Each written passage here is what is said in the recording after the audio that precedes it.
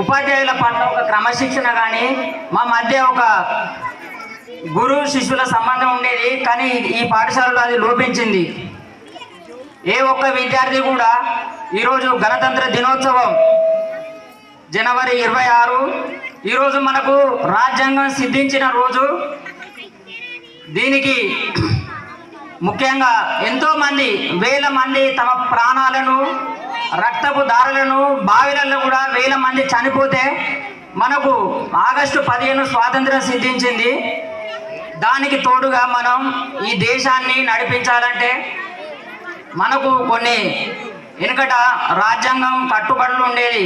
రాజనీతి కాకుండా మనకు ఒక స్వతంత్ర భారతానికి ఒక రాజ్యాంగం ఉండాలని ఒక రాజ్యాంగ ముసాయిదా కమిటీని ఏర్పాటు చేసి దానికి బాబు రాజేంద్ర ప్రసాద్ గారిని అధ్యక్షులుగా, ముసాయిదా కమిటీ చైర్మన్ అధ్యక్షులుగా అంబేద్కర్ గారిని నియమిస్తే వారు 1949 నవంబర్ 26న పూర్తి చేసి మనకు ఖచ్చితంగా జనవరి 26నే ఎందుకు ఉండాలంటే 1930లో ఐఎన్సి నేషనల్ కాన్ఫరెన్స్లో ఒక చరిత్ర మరిచిపోయిన వీరుడు సుభాష్ చంద్రబోస్ మరియు నెహ్రూల వారు ఖచ్చితంగా నిలబడి 1930న జనవరి 26న మన దేశానికి ఆ రోజే స్వాతంత్రం వస్తుంది, మీరు నాకు రక్తాన్ని ఇవ్వండి నేను మీకు స్వాతంత్రాన్ని ఇస్తానని బల్లగుద్ది చెప్పిన రోజును మన చరిత్ర మర్చిపోకూడదని ఈరోజు జనవరి 24 మాత్రమే మనం రాజ్యాంగ ఆవిర్భవించినట్టుగా మనం గణతంత్ర దినోత్సవం జరుపుకుంటున్నాం.